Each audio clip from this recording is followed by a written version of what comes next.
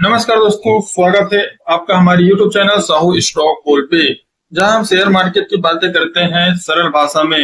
आज के जो टॉपिक निकल के आया है FII और DII। FII मतलब होता है फॉरेन इंस्टीट्यूशनल इन्वेस्टर्स और DII मतलब होता है डोमेस्टिक इंस्टीट्यूशनल इन्वेस्टर्स। वास्तव में ये होता क्या है और किस तरह से मार्केट को कंट्रोल करता है, पूरा देखा जाए तो मार्केट का जो कंट्रोल है इन्हीं दोनों पे निर्भर करता है। FII क्या पैसा निकाल रहे हैं या फिर पैसा दे रहे हैं मार्केट को, इसी तरह से DII क्या सेलिंग प्रेशर में मार्केट में पैसा लगा रहे हैं या फिर बेच रहे हैं। ये सब इसी के ऊपर डिपेंड करता है। जो मार्केट में अप होता है डाउन होता है, ये सब इनके ऊपर ही डिपेंड करता है। देखते हैं वास्तव में होता क्या है। FII का मतलब समझते हैं। देखो, FII और DII मुख्य रूप से अगर देखा जाए तो ये एक प्रकार के निवेशक ही होते हैं। FII का मतलब होता है कि ये बाहरी निवेशक है जो इंडियन मार्केट में आके पैसा लगाता है, और DII का मतलब होता है कि ये खुद का इंडिया का निवेशक है जो इंडिया के मार्केट में ही क्या लगाते हैं, पैसा लगाते हैं। और ये दोनों जो है वो शेयर मार्केट को, ये जो मार्केट है उसको आगे ले जाने में मदद करता है। मार्केट में जो हलचल मची रहती है वो इन्हीं दोनों के कारण होता है। वास्तव में देखा जाए तो FII होता क्या है, फॉरेन इंस्टीट्यूशनल इन्वेस्टर्स। ये वो निवेशक होते हैं जो भारत में निवेश करने के लिए आते हैं। ये देश के नागरिक नहीं होते हैं, ये विदेशों के नागरिक होते हैं, जैसे US हो गया, कनाडा हो गया या कहीं और अन्य देशों के, जो भारत के मार्केट में पैसा लगाने के लिए आता है। जैसे कि यहाँ पे देखा जाए तो बड़े बड़े म्यूचुअल फंड के कंपनी होते हैं, बीमा कंपनी होते हैं, ये बड़ी मात्रा में निवेश करते हैं और अर्थव्यवस्था के विकास में मदद करते हैं। इसी तरह से DII होता क्या है, डोमेस्टिक इंस्टीट्यूशनल इन्वेस्टर ये होता है जो ये तो देश के नागरिक होते हैं और देश में ही निवेश करना पसंद करते हैं। ये भी बीमा कंपनियां होते हैं, म्यूचुअल फंड होते हैं, लिक्विडिटी फंड होते हैं। लिक्विड फंड क्या होता है, लिक्विड का मतलब होता है कि बाजार में तरलता लाए, यानी मार्केट में अप डाउन का जो मूवमेंट होता है ये तरलता का ही एक निशान है। वित्तीय उपकरणों में भी निवेश कर सकते हैं। ये शुद्ध रूप से देखा जाए तो ये भी अर्थव्यवस्था में क्या करता है, अपना योगदान देते हैं। अगर देखा जाए तो जो FII और DII में जो अंतर हमने देखा है, FII यानी फॉरेन इंस्टीट्यूशनल इन्वेस्टर, ये विदेशी कंपनी होते हैं। जैसे कि बड़े बड़े विदेशी कंपनी के बारे में बात करते हैं, जैसे कि JP मॉर्गन हो गया, ये बड़े विदेशी कंपनी हो गया। इसी तरह से मॉर्गन स्टैनली हो गया, गोल्डमैन सच हो गया, और ये HSBC, ये सब क्या है, म्यूचुअल फंड कंपनी है जो भारत के इंडियन मार्केट में अपना पैसा लगाते हैं और यहाँ से वो पैसा कमा के ले जाते हैं। जब ये पैसा निकालते हैं तो सेलिंग प्रेशर देखने को मिलता है, और जब पैसा लगाते हैं तो मार्केट में बाई होती है।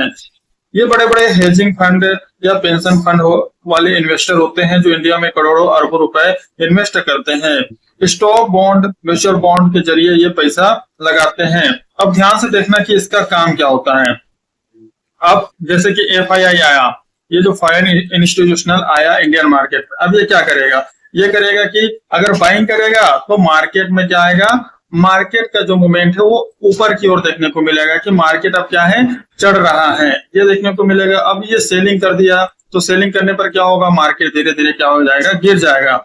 FII की एक्टिविटी है मार्केट के सेंटीमेंट को स्ट्रांगली इम्पैक्ट करता है, क्योंकि यही है जो इंट्राडे में अप डाउन का जो मूवमेंट है उसको दिखाता है। बात करते हैं DII के बारे में बात किए थे कि ये भी इंडिया के लोग ही हैं जो इंडिया में पैसा लगा रहे हैं। जैसे कि LIC हो गया, LIC हो गया, SBI म्यूचुअल फंड हो गया, HDFC बैंक हो गया, ICICI बैंक हो गया, EPFO एम्प्लॉयमेंट प्रोविडेंट फंड हो गया। ये सब क्या है, इनका काम होता है कि इंडिया के भीतर के ही निवेशकों के पैसों को इन्वेस्ट करते हैं। जब FII, अब यहाँ पे ध्यान देना, जब FII मार्केट से पैसा निकाले यानी सेलिंग प्रेशर देखने को मिलता है, तब उस समय DII यानी डोमेस्टिक इंस्टीट्यूशनल इन्वेस्टर है, वो क्या करेगा, उसको काउंटर करने के लिए क्या करते हैं, बाय करते हैं। यानी इंडियन मार्केट के सेफ्टी नेट के तौर पर भी देखा जाता है कि कहीं ना कहीं हमारे इंडियन मार्केट को बचाने में जो सबसे ज्यादा योगदान दे रहा है वो डोमेस्टिक इंस्टीट्यूशनल इन्वेस्टमेंट है।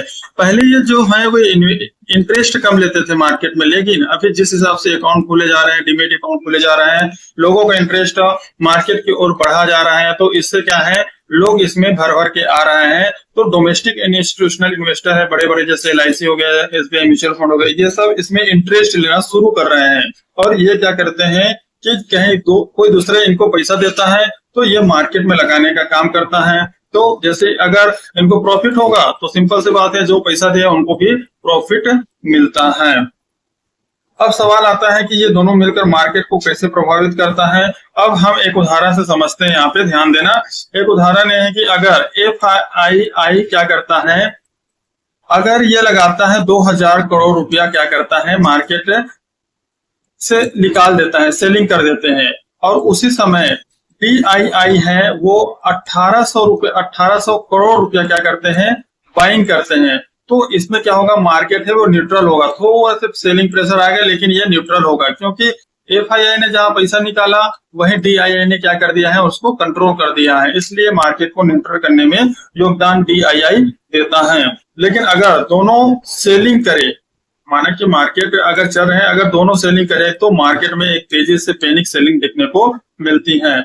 FII की एक्टिविटी शॉर्ट टर्म के लिए वोलेटिलिटी क्रिएट करती है, यानी एक शॉर्ट टर्म के लिए होती है। जब DII आते हैं यानी डोमेस्टिक इंस्टीट्यूशनल इन्वेस्टर आते हैं तो वो एक लॉन्ग टर्म के पर्सपेक्टिव से आते हैं कि हाँ, लॉन्ग टर्म में रिटर्न अच्छा खासा मिल सकता है, क्योंकि ये म्यूचुअल फंड कंपनी है और ये लॉन्ग टर्म में ही ज्यादा भरोसा करते हैं, और लॉन्ग टर्म में फिर म्यूचुअल फंड का जो इंटरेस्ट है वो भी ज्यादा देखने को मिलता है। अब देखते हैं कि वास्तव में जो रिटेल इन्वेस्टर होते हैं उनको कैसे समझना चाहिए कि किस तरह से वो अपना पैसा इसमें लगाए। जैसे रिटेल इन्वेस्टर है यानी आम लोग, उनके पास टाइम, डाटा और पावर है वो क्या है, थोड़ा कम होता है, उनके पास एग्जैक्ट डाटा नहीं मिल पाता है। तो इसलिए FII और DII को अगर एक्टिविटी देखना है उनको, तो पहले देखना पड़ेगा ट्रेंड, मार्केट का ट्रेंड क्या है, अप ट्रेंड है, डाउन ट्रेंड है, या ट्रेंड के सिग्नल के तौर पर ही लेना चाहिए कि मार्केट अप ट्रेंड है तो इसमें क्या करना चाहिए, बाय करना चाहिए। ओवर रिएक्ट नहीं करना चाहिए, कौन सा देना चाहिए कि अगर आप इस तरह से मूवमेंट देख रहे हैं, एक लगातार अगर इसमें इन्वेस्ट कर रहे हैं तो इन्वेस्ट करते ही रहना चाहिए। एग्जांपल के लिए बात करें कि FII लगातार 10 दिन से सेल कर रहे हैं, FII क्या कर रहे हैं, 10 दिन से लगातार सेल कर रहे हैं, तो इसका मतलब मार्केट में कॉन्फिडेंस लो है, अब यहाँ से मार्केट गिर सकता है। हाँ, ये बताता है। लेकिन अगर बीच बीच में वो क्या कर रहे हैं, बाइंग कर रहे हैं, 2 दिन सेल किया, तीसरा दिन बाइंग किया, फिर 2 दिन सेल किया, तीसरा दिन बाइंग किया, तो ये एक प्रकार से न्यूट्रल रहेगा। लेकिन वो 1 दिन से कर रहे हैं, 2 दिन बाय कर रहे हैं, तो इससे क्या होगा, मार्केट में अप देखने को मिलेगा। अब डाटा देखे कहां से, यानी FII का जो डाटा है और DII का डाटा है उसको देखने का हमारे पास क्या क्या नजरिया है। जो फ्री में जो मिलता है डाटा, जो डेली का डाटा जो मिलता है फ्री में, जैसे कि देखते हैं NSE में, NSE की साइड में देखा जाए तो हमें यहाँ पे देखने को मिलता है, जैसे कि 11 जुलाई का जो डाटा देखने को मिला है, DII का क्या एक्टिविटी रहा है, बाइंग वैल्यू देखा तो जाए तो 15,373 करोड़ रुपया क्या है, ये बाइंग किया है। और उसी तरह से सेल की बात किया जाए तो ये 11,890 रुपया का सेल किया गया है। अगर टोटल इसका नेट वैल्यू देखा जाए तो ये कहीं ना कहीं इसका बाइंग जो पर्सपेक्टिव है ज्यादा है, यानी 3,482 रुपया का क्या किया है, बाय किया है। इसी तरह से पूरा दिन भर में जो FII है 11,736 रुपया का क्या किया है, बाइंग किया है, और सेल है वो कितना किया है, 16,892 रुपया का। तो इस तरह से पूरा एक्टिविटी देखा जाए तो सेलिंग इसका ज्यादा हुआ है, इसलिए माइनस में है। तो देखो अब यहाँ पे क्या हुआ है, हमारा जो DII है वो क्या कर रहे हैं, इसको बाय कर रहा है, और FII है क्या, वो क्या कर रहे हैं, वो सेल कर रहे हैं। तो सिंपल सी बात है कि मार्केट में जो लॉन्ग टर्म देखने को मिलेगा वो क्या होगा, एक पॉजिटिव ही देखने को मिलेगा। और जो अभी तो जैसे इंट्राडे में FII सेलिंग करके भाग जाएगा तो वो अभी नेगेटिव देखने को मिलेगा। इसलिए यहाँ पे बताता है कि कौन सेलिंग कर रहे हैं, कौन बाइंग कर रहे हैं। बाइंग अगर कर रहे हैं ये भी दोनों बाइंग कर रहे हैं तो मार्केट में हमें अब ट्रेंड देखने को मिलेगा। ये दर्शाता है कि मार्केट का ट्रेंड कहाँ होगा। Daily net buying, selling amount, ये सब देखने को मिलता है। सेक्टर वाइज इन्वेस्टमेंट देखने को मिलता है। और यहाँ पे देखा जाए मनी कंट्रोल में भी इसी तरह से हमें डाटा देखने को मिलता है, कौन कितना सेलिंग किया है। यहाँ पे देखा जाए तो ये सेल कितना किया है, हाँ, टोटल परचेस और सेल क्या है, यानी कितना इसका वैल्यू बचा है, इसके बारे में हम देखने को मिलता है। जैसे FII का है और ये DII का रेट है, तो किस तरह से ये सेलिंग और बाइंग करता है उसके बारे में पता कर लेते हैं। इंडेक्स वाइज भी डाटा हमें देखने को मिलता है, निफ्टी 50 में किस तरह से, बैंक निफ्टी में किस तरह से सेलिंग प्रेशर आए हैं। अगर इसमें सेलिंग प्रेशर आता है तो उनके जो स्टॉक है उसमें भी सेलिंग प्रेशर देखने को मिलता है। चलिए एक एग्जांपल देते हैं। सपोज कीजिए एफआईआई ने 3000 करोड़ रुपया की क्या किया है, सेलिंग किया है, और मार्केट में 400 पॉइंट का क्या देखने को मिला है, गिरावट देखने को मिला है। लेकिन डीआईआई ने क्या किया है, 2800 रुपया का क्या किया है, यहीं पे बाइंग किया है। तो ये क्या करेगा, मार्केट को थोड़ा रिकवर करने की कोशिश करेगा। यानी अगर बात किया जाए एफआईआई अगर सेलिंग कर रहे हैं तो इंट्राडे में हमें पैनिक सिचुएशन देखने को मिल सकता है। अगर डीआईआई अगर क्या कर रहे हैं, बाइंग कर रहे हैं, तो हमें थोड़ा कॉन्फिडेंस मिल सकता है, चलो ठीक है कि अभी मार्केट ऊपर जा सकता है। तो यहाँ पर देखने को मिलता है अगर दोनों बाइंग कर रहे हैं तब तो बेटर है। अगर दोनों में से एफआईआई अगर ज्यादा सेलिंग कर रहे हैं तो इंट्राडे में हमें गिरावट का देखने को मिलेगा। इसका मतलब है कि पैनिक सेलिंग में, मतलब पैनिक में सेल नहीं करना चाहिए, बल्कि समझना चाहिए कि इंस्टीट्यूशनल प्लेयर कहाँ खेल रहा है। बात की जाए एफआईआई के बारे में तो ये क्या करता है, ये शॉर्ट टर्म गेम खेलते हैं, यानी मोमेंटम पर गेम खेलेगा, कोई न्यूज आया उस पर ये गेम खेलेगा। इसी तरह से जो डीआईआई होता है वो लॉन्ग टर्म इन्वेस्टर है, यानी वैल्यू देखता है, विजन देखता है, इससे क्या प्रभाव पड़ेगा। और जो रिटेल इन्वेस्टर हो उनकी एक्टिविटी को समझना है, न कि कॉपी करना है। एफआईआई डिसीजन हमेशा अपनी रिसर्च के बेसिस पे करना, क्योंकि हमें एफआईआई और डीआईआई से हमें क्या मिलता है, डायरेक्शन मिलता है, कहाँ जाएगा कहाँ नहीं जाएगा। लेकिन रिसर्च करके आप इसको अपना सकते हो। अगर आपको ये वीडियो अच्छा लगता है तो हमारे YouTube चैनल को सब्सक्राइब कीजिए, लाइक कीजिए और शेयर कीजिए। मिलते हैं अगले वीडियो में, तब तक